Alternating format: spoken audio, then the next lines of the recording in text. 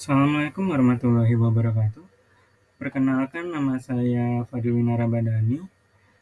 Pada kesempatan hari ini saya akan menyampaikan hasil review saya mengenai risk in supply chain.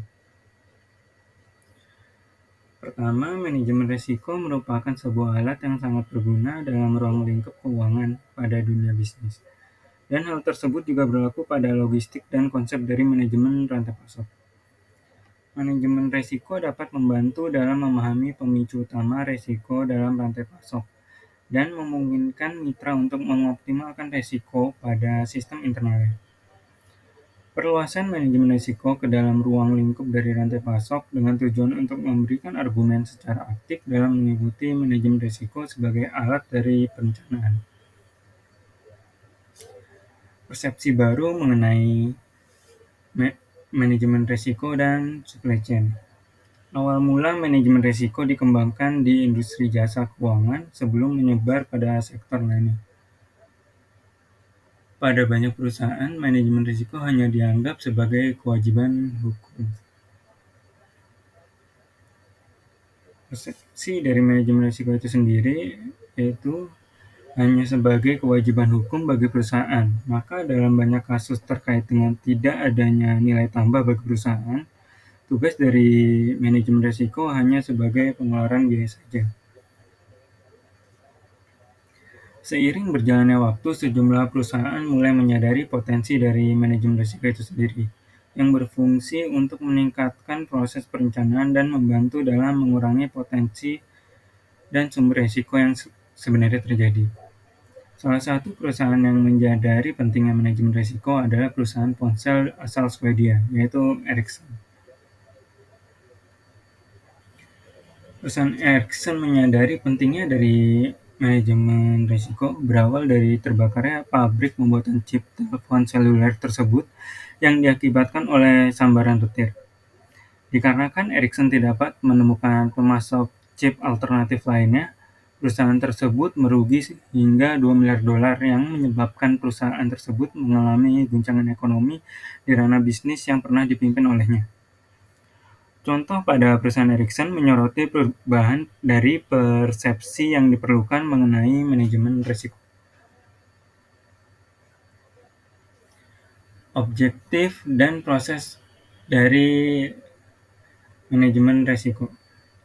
Risiko menunjukkan kemungkinan adanya bahaya, kehilangan, atau cedera.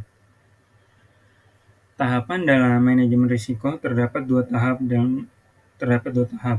Tahap pertama dalam manajemen risiko adalah melakukan identifikasi, lalu mendeskripsikan semua dan sumber risiko yang akan terjadi di masa depan.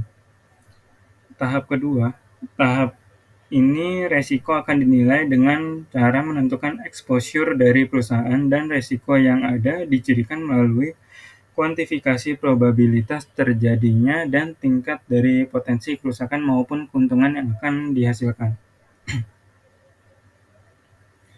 Berikut ada proses dari risk management risiko yang berawal dari identifikasi, lalu di assessment, lalu dilakukan dokumentasinya. Pada tahap akhirnya dilakukan pengontrolan secara berkala.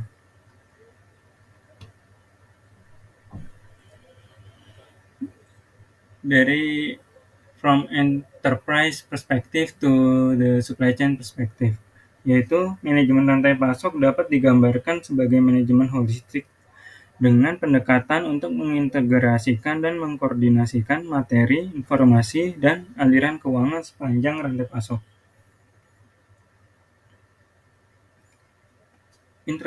Integrasi supply chain management dan manajemen risiko, yaitu integrasi dari supply chain harus didukung dengan manajemen risiko. Semakin tinggi tingkat integrasi di sepanjang rantai pasok, maka akan semakin besar lingkup yang dibutuhkan oleh manajemen risiko dan konsep dari rantai pasok manajemen yang dinaikkan. Berikut dapat dilihat dari traditional risk management dapat tingkatan rendah, supply chain risk analysis mendapat tingkatan yang sedang, lalu supply chain risk management mendapat tingkatan yang tinggi.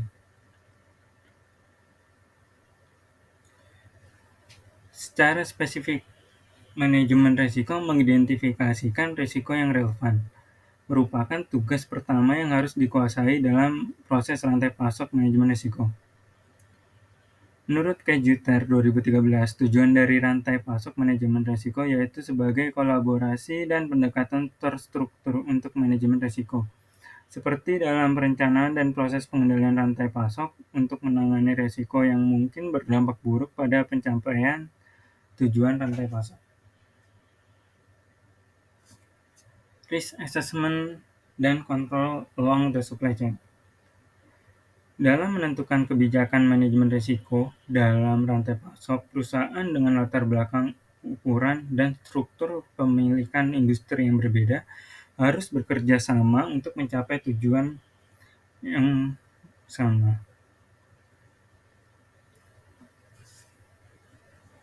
Terdapat dua jenis risiko yang berbeda dan melekat pada rantai pasok, yaitu exogenous dan endogenous.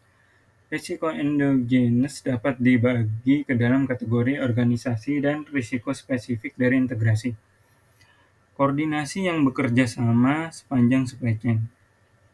Exogenous risk merupakan risiko pasar yang disebabkan oleh variabel-variabel di luar perusahaan.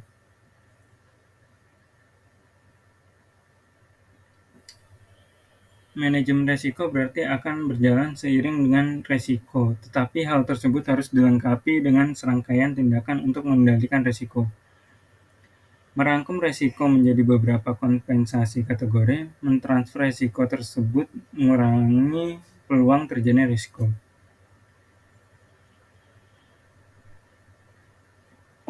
Mitra rantai pasok. Pada aturan kompensasi dalam risiko, setiap mitra menerima risiko, di mana mentransferkan risiko di antara mitra berarti memilih mitra yang bersedia untuk mengambil risiko yang satu dengan yang lainnya. Dalam perspektif rantai pasok, hal tersebut hanya berkontribusi untuk mengurangi terjadinya risiko, dikarenakan risiko yang ditransfer ke mitra dianggap bahwa mitra tersebut dapat mengelola risiko yang akan diberikan dengan lebih baik.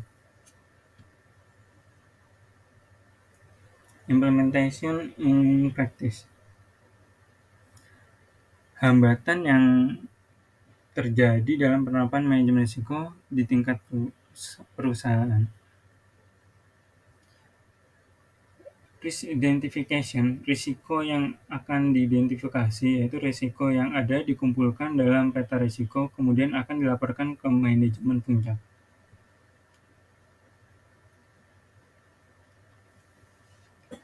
Secara umum terdapat beberapa hambatan yang biasanya terjadi dalam penerapan manajemen risiko pada tingkat perusahaan. Risk identification is not done through neutral eye, atau identifikasi tidak hanya selesai pada penglihatan mata semata. Dikarenakan bantuan eksternal yang mahal sehingga identifikasi risiko dilakukan secara internal. Maka hal tersebut dapat menghasilkan persepsi risiko tertentu di mana pandangan internal biasanya akan lebih lunak dibandingkan tentang pandangan dari pihak eksternal. Require quantification like understanding. Persyaratan dasar dari manajemen risiko adalah untuk mengukur potensi kerugian atau kerusakan serta untuk memperkirakan kemungkinan terjadinya hal yang tidak diinginkan. Rintangan yang akan dihadapi dengan perspektif rantai pasok. Menerima risiko. Permasalahan yang akan dihadapi di sini bahwa pemasok atau penyedia jasa tidak bisa begitu saja mengakui adanya risiko. Sebaliknya, ada kecenderungan kuat terhadap perpindahan risiko dari produsen ke mitra, dari atas dan ke bawah alur yang ada. Putting effort in risk management. Seberapa besar usaha yang dilakukan untuk perusahaan pada penerapan konsep yang berpotensi terhadap penyebab risiko bagi perusahaan tersebut, di mana risiko di blacklist dari hasil pengungkapan risiko tersebut. Kesimpulan, Tujuan dari rantai pasok untuk meningkatkan tingkat integrasi dan koordinasi di antara para mitra rantai pasok, maka hal tersebut harus ditangani secara bersama dengan mitra. Risiko yang diambil termasuk ke dalam endogenous risiko rantai pasok seperti pada risiko operasional dan kerjasama. Lalu, pada portofolio rantai pasok disarankan untuk memulai manajemen risiko pada sepanjang proses rantai pasok, di mana hal tersebut mengarah kepada toolbox yang digunakan melakukan pengendalian risiko pada tingkat strategis dan operasional. Permasalahan yang harus dibenahi pada rantai pasok manajemen risiko yaitu tantangan dalam mengubah manajemen risiko dari sekedar kewajiban pada peraturan menjadi alat dari perencanaan. Lalu mengidentifikasi risiko tersebut dan mengatasi pemain yang dominan dalam rantai pasok. Dan kuantifikasi probabilitas dan tingkat kerusakan. Baik, sekian presentasi dari saya. Mohon maaf bila ada salah kata. Terima kasih. Wassalamualaikum warahmatullahi wabarakatuh.